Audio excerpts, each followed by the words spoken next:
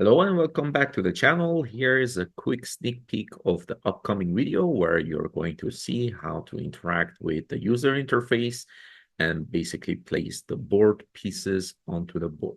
So let's go ahead and select one of these board pieces. We have the patrol board, which is of size 2. We can change the orientation of the pieces and visualize it. And let's go ahead and select the carrier.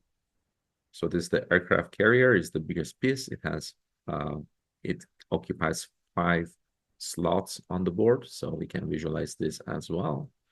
And quickly just go over it and see how they perform.